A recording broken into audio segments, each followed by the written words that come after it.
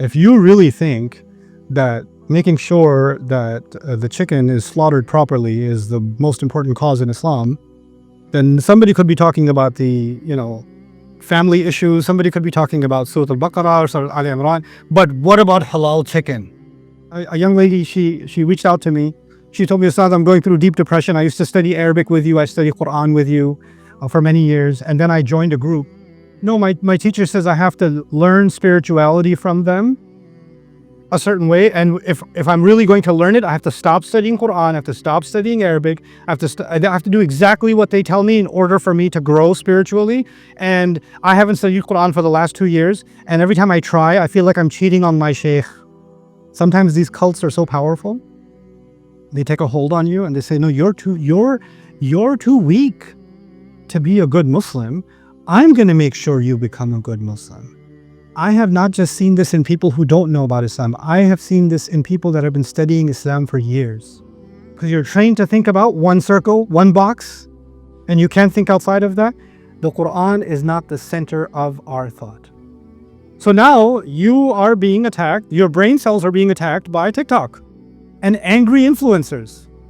And that opinion becomes fact to you. And now you're just ready to debate everybody else because everybody else doesn't know what they're talking about because this podcaster, well, I'm a good person. I take care of my family. I give charity. I'm honest at work. I do good business, etc., etc. So what if I don't pray? Okay, I don't go to Hajj. Well, I'm still a good person. Allah says when Muslims get away from the remembrance of Allah, then they won't know who they really are, which means you don't know where your value comes from. We start looking at things the way that the Quran came to change. We're living in absolutely amazing times. This is a time which I think will be a turning point in history. And you're in the middle of it. Allah chose this generation of university students, high school students, this generation of youth to be the people that are going to redirect the world for the better or the worse. Because the world is changing very, very fast. And you're the agents of that change. Let's begin. أعوذ بالله من الشيطان الرجيم. ولا تكونوا كالذين نسوا الله فأنساهم أنفسهم أولئك هم الفاسقون. رب اشرح لي صدري ويسر لي أمري واحلل عقدة من لساني يفقهوا قولي آمين يا رب العالمين. Today, inshallah, I will be sharing with you some reflections and some insights from a very powerful place in the Quran, Surah Al-Hashr. And Surah Al-Hashr is unique for many reasons. One of those reasons, Al-Hashr, one of those reasons is that at the end of Surah Al-Hashr, you have a collection of Allah's names that is not found anywhere else in the Quran in that way. It's unique. And it's a reminder of Allah like no other place in the Quran. Also, the Quran itself, one of the features of the Quran is that it describes itself. And there are many places in the Quran where Allah identifies the Quran and talks about what the Quran actually is. So there's a self-identification in the Quran going on all the time. But the way that the Quran is described in Surah Al-Hashr and the power of the Quran that's described in Surah Al-Hashr is not described anywhere else. لو أنزلنا هذا القرآن على جبل لرأيته خاشعا متصدعا من خشية الله. This description that Allah gives of the Quran had it come down on a mountain, many of you might be familiar with it. Had it come down on a mountain, it would have collapsed and it would have been crushed by the fear of Allah. This is not found anywhere else in the Quran. Nothing even similar to this is found anywhere else in the Quran. So we've two interesting things. You have a unique dhikr of Allah that's not anywhere else in the Quran in Surah Al-Hashr. And you have a unique dhikr of the Quran that's not found anywhere else also in Surah Al-Hashr. So I want to start with these two observations. Then I'll take you one more outside place and then come back here. An interesting thing that happens in the Quran is Allah talks about remembering Him, the dhikr of Allah, and then He talks about the dhikr of the ayat of Allah. So there's two concepts that run parallel, the remembrance of Allah and the remembrance of the signs of Allah. Both of those things. And those who forgot Allah and those who forgot the signs of Allah. There's two separate concepts and sometimes they're intertwined. Similarly, we have this very famous phrase, many of you are familiar, وَاعْتَصِمُوا بِحَبْلِ اللَّهِ جَمِيعًا. Hold on to the rope of Allah. bihablillah. And many of the mufassirun, and even among the Sahaba, there are opinions that the rope of Allah here refers to the Quran. So Allah is saying, hold on to the Quran, the rope of Allah. In Surah Al-Hajj, Allah will say, wa'tasimu billah. Hold on to Allah. Instead of saying hold on to the rope of Allah, He says hold on to Allah. So there are two phrases that on the one hand, Allah was saying remember the ayat of Allah, and then He says remember Allah. And now He's saying hold on to the rope of Allah, and then He says also hold on to Allah. So we're seeing an interesting parallel. And the parallel is one of them is the objective, one of them is the goal, and the other one is the means to the goal. So there's the hadaf and there's the wasila. The hadaf, the ultimate objective, is the remembrance of Allah. The way to accomplish that objective is the remembrance of the ayat of Allah. The ayat of Allah are the ultimate way by which we can remember Allah. There's no higher dhikr than that, right? The same way, the concept of holding on to Allah is best explained by holding on to the rope of Allah. So what I'm trying to get at, to start with, is that there is a very deep connection between spirituality, for us Muslims, spirituality, our connection to Allah Himself, and our connection to the Quran. Someone wants to become very aware of Allah, that actually means they have to become very aware of the Quran. Somebody becomes careless about Allah, that means they became careless about the Quran. They are now being put in a kind of equation in the Quran, and that's the first thing I'd like to start with. Now, the ayah that I really want to talk to you about, this again from Surah Al-Hashr. Allah Azza wa Jal says, وَلَا تَكُونُوا كَالَّذِينَ نَسُوا اللَّهَ فَأَنْسَاهُمْ أَنفُسَهُمْ. He says, don't become like those who forgot Allah. Don't become like those who forgot Allah. Now remember, I started, but I'll quiz you a little bit. There are two unique things in Surah Al-Hashr that are coming after this. What are those two unique things? A unique description of Allah and a unique description of the Quran. The Quran, both of those things. And before both of those, which are amazing ayat of remembrance, of dhikr of the Quran and dhikr of Allah. Before them, Allah says, don't become like those who forgot Allah. And as a result, He made them forget themselves. فَأَنْسَاهُمْ أَنفُسَهُمْ. This sounds easy to say, that He made them forget themselves, but it's confusing. What does that mean? How does someone forget themselves? Nobody here forgets themselves. Actually, you remember yourself first before anything else. You always look out for number one. So what does Allah mean? If you don't remember Allah, you forget yourself. Mufassirun were battling this question. When they came to this ayah, people like Imam Fakhruddin al-Razi, Ibn Kathir, al-Qurtubi, Tabari, they were challenging themselves, asking, what does Allah mean that if you forget Allah, Allah makes you forget yourself? So they came up with a few answers. The most common answer in our history, in our tafsir history, is forgetting yourself means you forget what is best for you.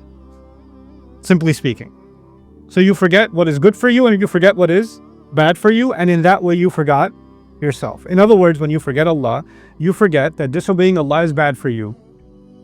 And you forget that obeying Allah is good. You're the one who's benefiting when you obey Allah. You're the one that's hurting if you disobey Allah. You're the one who's hurting your akhirah and your dunya if you disobey Allah. But you forget that, and as a result, you forget your own benefit. So they kind of consider a hadf here. They consider an omission here, meaning they forget to look out for themselves. They forget what is beneficial for themselves instead of just forget themselves. That's how they explain it. Another explanation Imam Fakhruddin al-Razi offered in the Tafsir al-Kabir is that they forget who they are. They forget their reality on Judgment Day. You know, the day when a mother will drop her baby, a baby will turn gray-haired, everybody's running around. So they forgot all of their status from before. They used to be a big deal. They used to expect when they walk in the room, everybody's going to stand up, or everybody's going to say Assalamu alaikum to them first, or everybody's going to want to shake their hand. And now they're nobody on Judgment Day. They forget reminding other people. You know, people say, don't you know who I am? Like people try to remind you who they are, right? But on that day, they won't even know. They won't have any status like that. They'll have even a loss of sense of self, right? This is kind of similar in psychology to when you're in shock and you lose kind of awareness of your surroundings, right? And you kind of lose yourself in a moment, right? So that's another explanation. But I'd like to offer something more. Allah Azza wa Jal has used the word nafs. The word nafs, very heavy word in the Quran. It's used hundreds of times, maybe more than 300 times. The word nafs is used in the Quran. And it's not used in one meaning. Because I said, He made them forget themselves, right? That's what I said. فَأَنْسَاهُمْ أَنفُسَهُمْ. Anfus is the plural of nafs. The word nafs is used in the Quran for lots of meanings. The word nafs is used in the meaning of consciousness. Allahu yatawaffa al-anfus hina mawtiha, for example. Allah takes the nafs at the time of a person's death, and even takes it when they are sleeping. Right? Fi manamiha. So Allah takes the nafs when you're sleeping, which could be understood as the meaning of consciousness, because when you're sleeping, you're no longer conscious. Then nafs is used in the meaning of life itself. Nafs is used in the meaning of your personal emotions, right? It's used in that meaning too. It's actually used for your entire person, your entire being also. In fact, Allah even uses the word nafs for Himself. وَيُحَذِّرُكُمُ اللَّهُ نَفْسَهُ. Allah says Allah is warning you about Himself. So He uses the word nafs for Himself, for Allah Himself. What do we learn from all of that? In this ayah, maybe we can look at nafs a little more deeply. Allah will make you forget your actual being, your reality. You know, this is easy to talk about now. Maybe it would have been very hard to talk about 100 years ago, or maybe even 30 years ago, or maybe even 10 years ago. Because now we can easily talk about people who say, I've decided that I'm a giraffe. I identify as a zebra. Or I identify as a plural, and I identify as multiple shayateen, or whatever you identify as, right? So you don't have you have a new sense of self. You actually don't know who you are. And you can change who you are. You self-identify differently. And I'm not just trying to poke fun at gender identification. Let's talk about something a little deeper. Allah is saying those who don't remember Him. And I established already, remembering Him. How do you remember Him? Quran. Because there was an equation. So those who forget Allah will also eat. That can only happen if you forgot the word of Allah. That's how that will happen. Those who do that will forget who they really are. They will forget who they really are. I know you guys don't watch movies because you're very Islamic in Istanbul. But sometimes in movies, astaghfirullah, there's a hero who got taken, he was the prince, he got taken from the village and he was raised somewhere, and then somebody says, do you know who you are? You're the king's son, you're the royal prince. You know what? That's why I have these superpowers, etc. They don't know who they are until something reminded them, this is who you actually are. Like they were someone very powerful, someone royal, someone with royal blood, someone with a special gift, and they didn't even know. They had no idea. The thing that Allah has given us before we even came to this world was so powerful that Allah commanded all of the angels to do sajda after pouring it inside us. There's something inside every human being that is so powerful that all of the angels that are closer to Allah than we will ever be, they do more dhikr of Allah than we will ever do. They have seen more miracles of Allah than we will ever see. That's the angels. And all of them are made humble to this creation of Allah, the ruh that Allah put inside you, inside me, inside every human being. That's not something weak, that's something very powerful. But when the people who forget Allah, they will forget what they have inside them. They won't see that inside them anymore. They'll just see a normal person who has priorities like everybody else. There's nothing special about them. They lose a sense of their own value. This is where I want to start with today. Allah Azza wa Jal has given us a very powerful statement here. You know, we think in terms of geopolitics today. We know what's happening in the world and not too far from here. And Muslims feel powerless. And they feel like we don't have the economic or the political or the military or the strategic or the global influence and resources and mechanisms by which we can do what we want, or we can bring justice the way we want. Our hands are tied in so many ways all over the world. We feel our hands are tied. Notice for a second, who were the Sahaba? If you were a political scientist at the time of the Seerah, if we took a political scientist and we took him in a time machine and took him back to the Seerah, and he's looking at the Sahaba in Makkah, is he looking at people that are politically relevant? Is he looking at people that are an economic powerhouse, or media influencers, or we measure power in money, politics, influence, fame. This is the currency of power, right? Which of these currencies do those people have? They don't have any of them. Okay, maybe they got those currencies when they moved to Medina. Okay, so the Sahaba are now in Medina, and they're eating one meal a day. And they're going to fight, but not everybody has a sword. And does this look like this is a nation of power? Power has had a definition throughout history. Do these people look powerful? They don't. But how do they see themselves? لا تهنوا ولا تحزنوا وأنتم الأعلون إن كنتم مؤمنين. They see themselves in the highest position above anybody else because they have iman. They see something inside them that gives them value of themselves, even if nobody from the outside can see value in them. Nobody from the outside sees that value in them.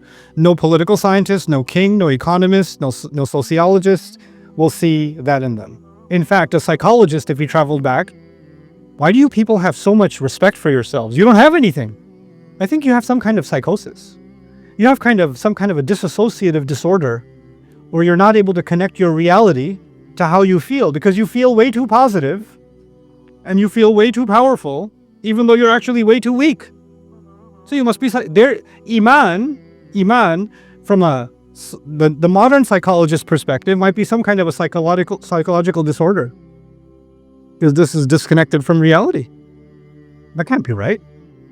They're disturbed. And in fact, there's a similar diagnosis by the munafiqun in the Quran. أَنُؤْمِنُ كَمَا آمَنَ السُّفَهَاءُ. You believe like these fools believe?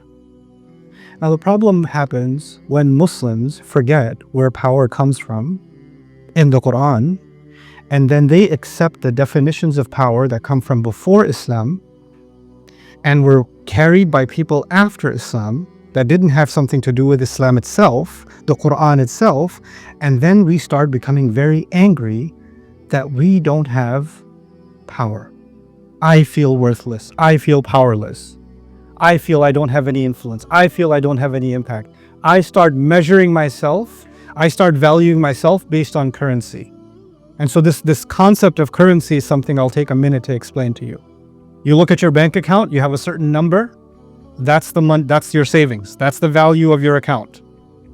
We now have a certain kind of way of measuring currency. How popular am I? How wealthy am I? How influential am I? How liked am I? Etc., etc. There's social currency.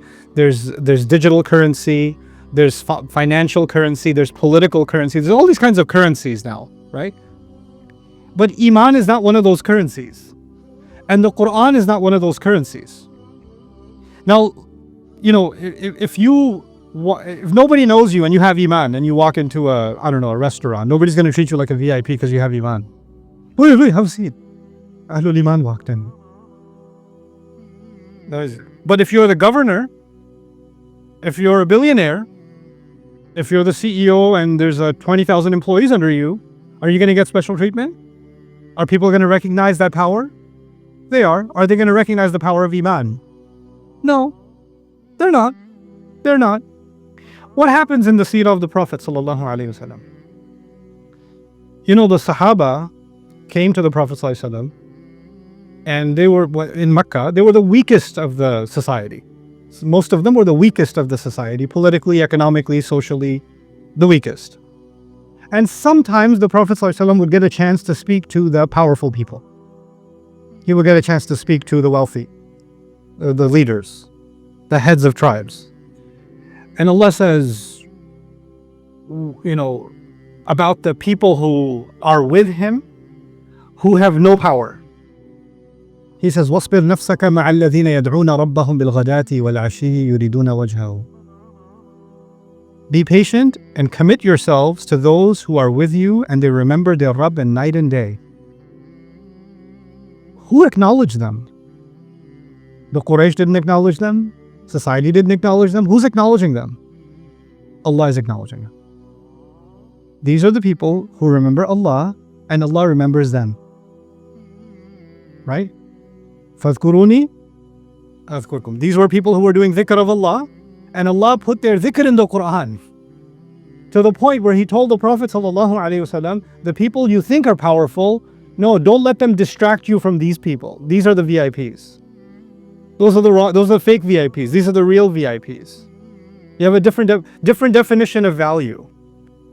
Allah says when Muslims get away from the remembrance of Allah, then they won't know who they really are.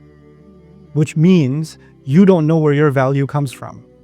So you and I start judging value the same way someone who does not have Iman judges value. Our value system becomes surface. It becomes shallow. We start looking at things the way that the Quran came to change. This is going to bring me to the heavy part of my talk. I won't give you a long lecture, but some thoughts that were on my mind because of this ayah that I did want to share with you and leave you thinking, inshallah ta'ala, particularly for the youth. The first thing I want to share with you is that we are in this half of my talk with you, is that our relationship with Islam is under attack from two directions: an outside attack and an inside attack. There's an outside way to lose your way, and there's an internal way to lose your way. I want to talk about the outside and then I'll talk about the inside. On the outside, I'll mention 3 episodes in Muslim history. One episode was when Muslims came into contact with Greek philosophy. Many of you are familiar, yeah? And the philosophers were making rational arguments, and human beings are just purely rational, and Greek logic came, and Muslims had to respond to that. And many people got very affected by that logic, by that kind of thinking. And what does that logic do in the end? It does a few things. Either it makes somebody an atheist. That's one thing it does. Or it makes somebody an agnost. Do you guys know what an agnost is? I don't know. Could be, could not be. Who knows? Right? That's what they become. They become moral relativists. I mean, this is good. What's good and what's bad? Who knows? Right? So you just kind of become morally agnostic. You become atheistic. You become those things. And this happened centuries ago. Is that still playing a role today? Yeah, it happened. And it's still playing a role. That was one kind of external attack. And its effects are still here, even though philosophy, in a sense, died. But its effects are still alive. Another wave of attack that came was a kind of perennialism, and I'll explain what that means. It means, look, you have to be spiritual in the end, but even Hindus are spiritual, Buddhists are also spiritual, Christians are also spiritual. There are other religions that are spiritual, and every religion says be kind to your neighbor, every religion says be nice to your mom, every religion says give charity, every religion says be humble, be grateful. So we're all the same. It's really just, okay, you go to a temple, I go to a mosque, but in the end, it's all just we're just one big happy spiritual family, right? So why can't we all just why do we have to emphasize our differences? That sounds really nice. That sounds really nice. You could bring a bunch of people from different religions and say, hey, you like being nice to neighbors too? I haven't seen it, but okay. Me too. Right? We believe in the same values, basically the same. What's actually going on? Well, if that's what we have in common, let's focus on what we have in common, and the other things must not be that important. Right? So what happens to people within a certain religion, even within Islam? Well, I'm a good person. I take care of my family. I give charity. I'm honest at work. I do good business, etc., etc. So what if I don't pray? Okay, I don't go to Hajj. I'm still a good person. What's the important thing in Islam is to be a good person. Your clothing doesn't make you a good person. Your little tajweed class doesn't make you a good person. Well, so what if you memorize the Quran? That doesn't make you a good person. Of course, you have never heard something like this before, have you? Or you have? This was actually a philosophy. In India, for example, there was Deen Ilahi by Akbar, right? Who basically took some things from Hinduism, some things from Islam, something from Buddha, mixed it all up, made a masala, and said, here, the first 1,000 years of Islam are done. The next Al-Fasani, meaning he said that the next 1,000 years we'll have this new religion which mixes all the other religions together. Let's just have a mishmash and just be spiritual. This is, by the way, I've seen some of this in America. You go to California and you see a guy like a surfer dude, and he's got like a t-shirt on with a hilal and a Star of David and a crucifix and a yin and yang. And he's got all of them. On his t-shirt and on his car, he's got all those stickers. Peace, man. What's the point of that? The point of that is to water down the religion so there's nothing left of your religion. By the way, if your religion is like every other religion, then do you really have a unique identity? You don't. You no longer have an identity, right? And that wave also came in our history. This is not a new thing. This came centuries ago. But do we still see the effects of that philosophy today? Yeah, so we see the effects of Greek philosophy in the form of atheism, agnosticism, and other things. We see the effects of this perennialism in the form of I'm spiritual but not Islamic. You see this kind of wave. And then there's a third wave. And the third wave, of course, was science, the scientific revolution, which changed everything. Because now we don't have to worry about spirituality because we don't know if there is such a thing as a spirit. It's not scientifically provable.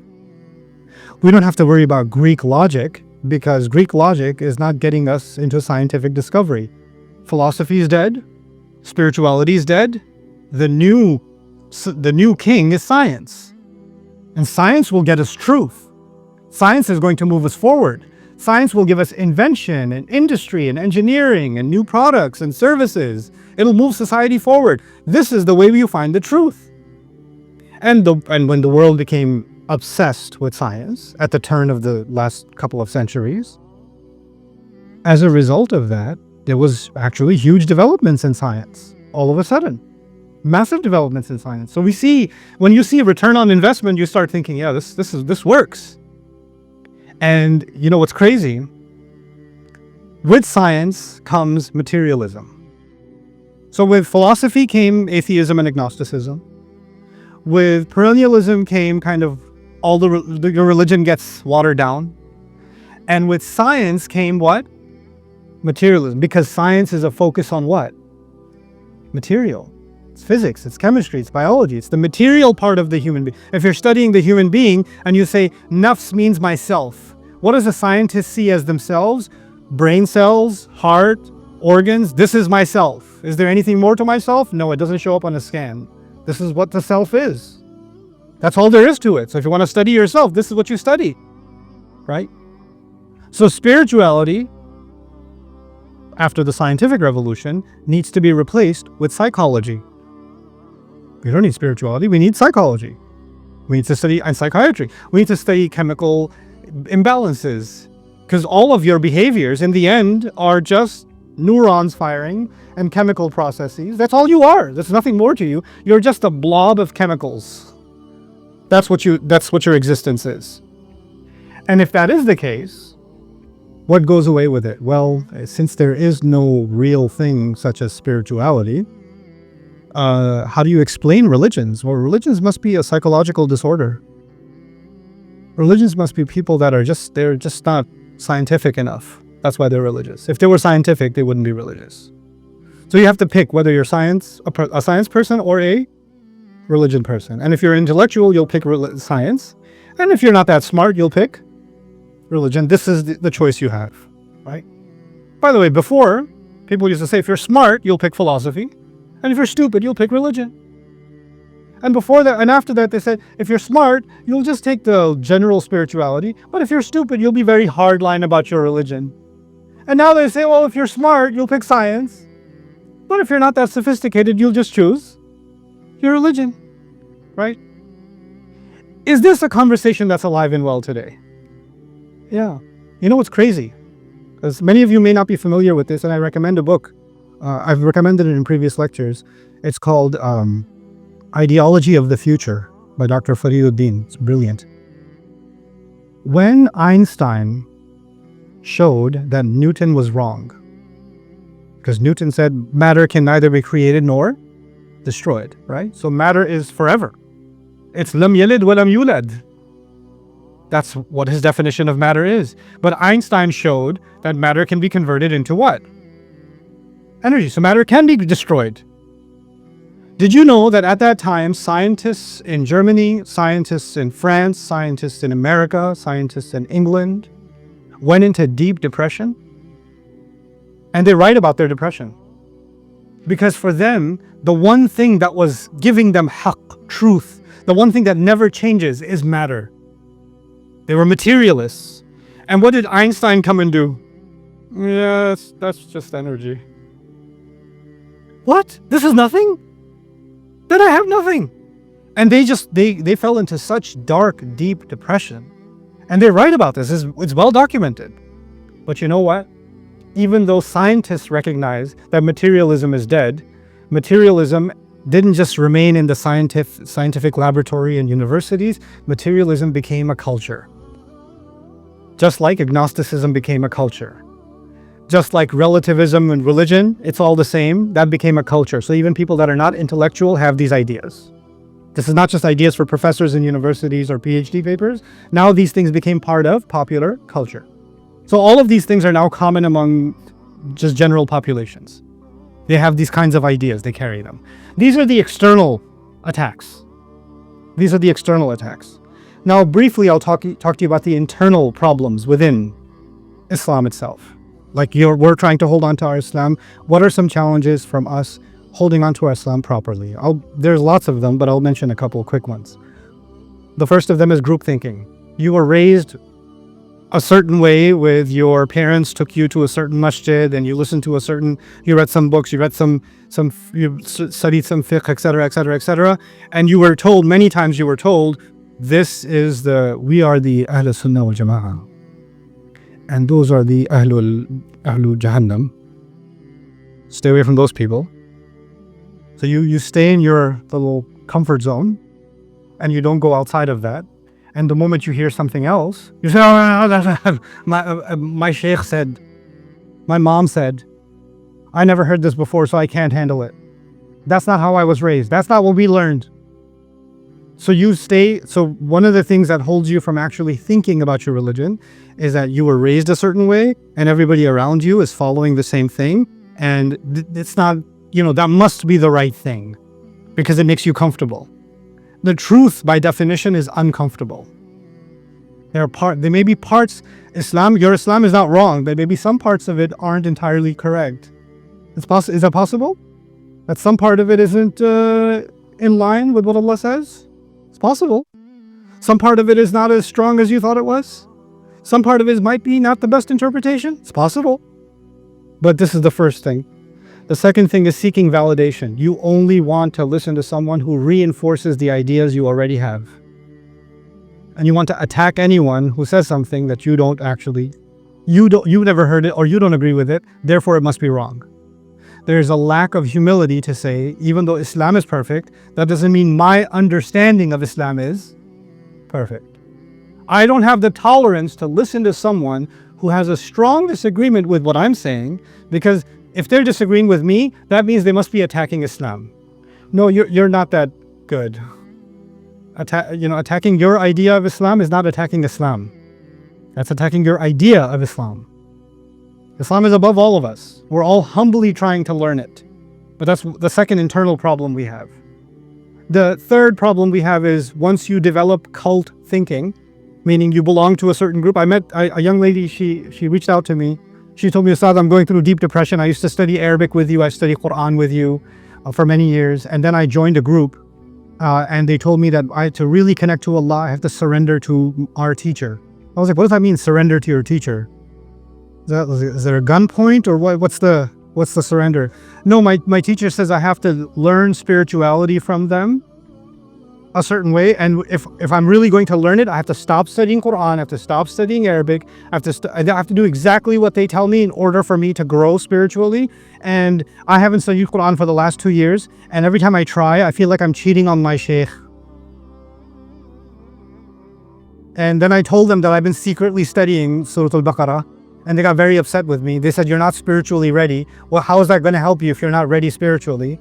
So what should I do? I was like, I'm pretty sure you're asking me is also cheating on your sheikh. Sometimes these cults are so powerful. They take a hold on you and they say, no, you're too weak to be a good Muslim. I'm going to make sure you become a good Muslim. You're just a child. Grown woman, the teacher told her, you're just a child. Spiritually, you're nothing. You're nothing. You need to trust the process, stick with this cult, and don't listen to anyone else because they will take you down the way of shaitan. They will feed you poison, but it'll taste sweet. So stay away from these people. And just develops this paranoia and anxiety. I don't want to listen to anybody, and there's this cult thinking, and millions of Muslims around the world stuck in cults. Millions of them.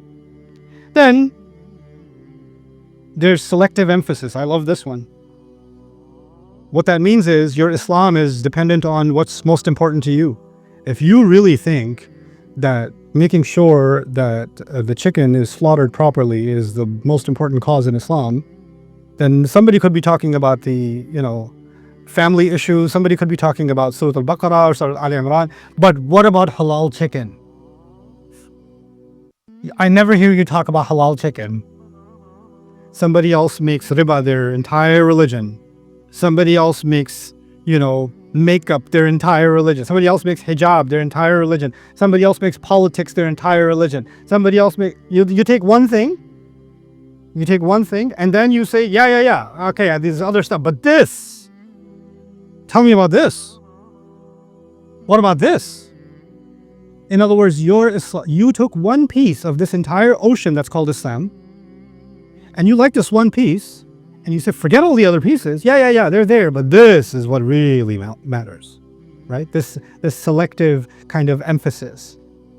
And this shows up in other ways. There are entire groups dedicated, individuals dedicated to say Islam is nothing but politics. Islam is nothing but economics. Islam is nothing but fiqh. Islam is nothing but spirituality. Islam is nothing but manners. Islam is nothing but... They take nothing but and take one thing, and everybody's holding on to their one thing. And this is actually a very powerful way of losing our way. If I'm almost done. If somebody was diagnosing a patient, a doctor was diagnosing a patient, there's a checkup. Your brain has a certain...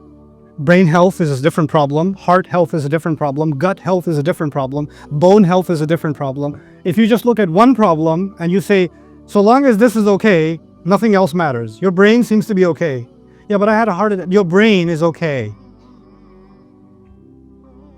My stomach's bleeding, but your brain, though, it's doing fine. So long as your brain, just keep eating walnuts.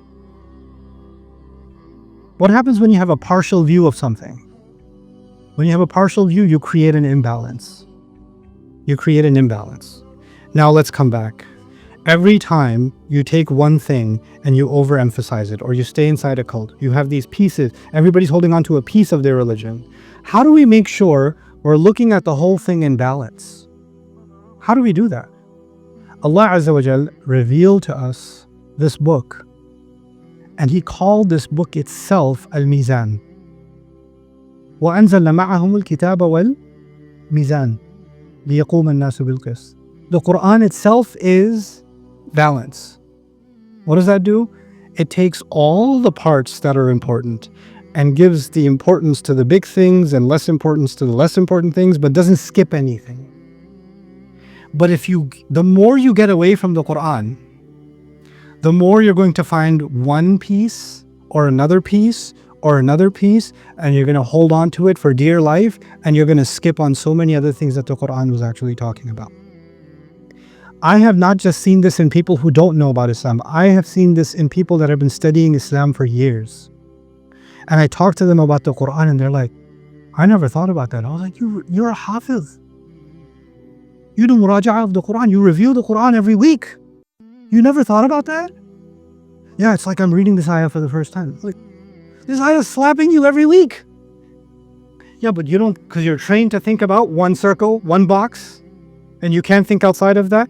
The Quran is not the center of our thought. So now I conclude. There are external problems and there are internal challenges.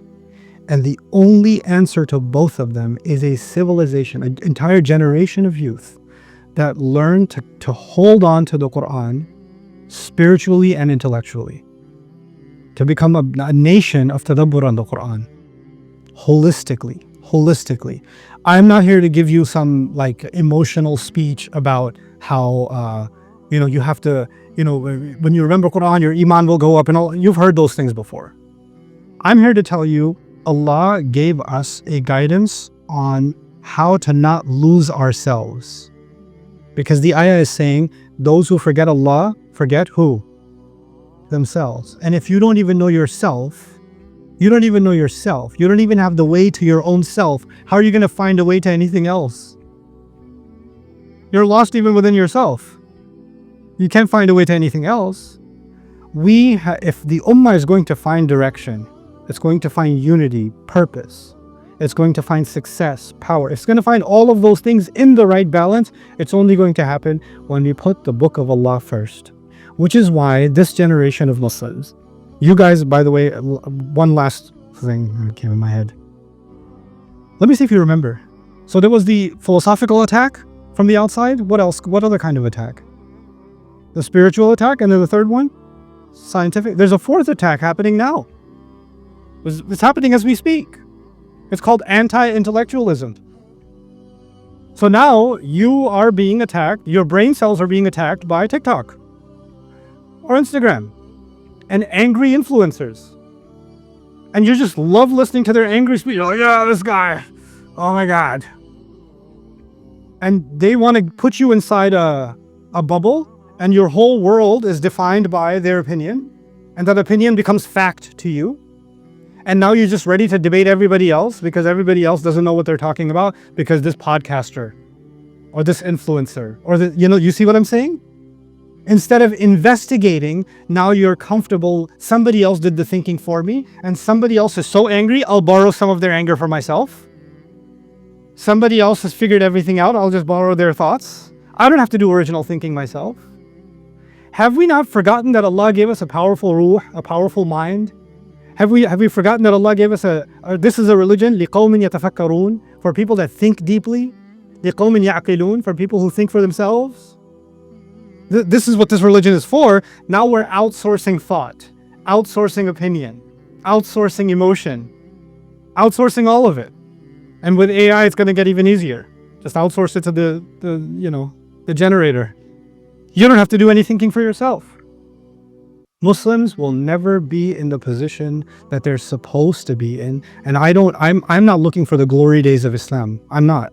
I'm looking for the ummah to find the way that Allah wanted for them. Because when we come on the right track, I'm telling you, the world will say, that's what truth looks like. That's what truth looks like. That's when one young Ibrahim can silence an entire village. Alayhi salam. That's a different reality. But right now, collectively, I feel, I'm afraid to say, myself included, we fall under ansahum anfusahum. We've forgotten ourselves. We've forgotten our reality. We don't see what we actually are. We don't see what we are. And this is a make or break it time. We're living in amazing times. We're living in absolutely amazing times. This is a time which I think will be a turning point in history. And you're in the middle of it. Allah chose this generation of university students, high school students, this generation of youth to be the people that are going to redirect the world for the better or the worse. Because the world is changing very, very fast. And you're the agents of that change. Either you'll go with the flow or you're going to be people that turn things around.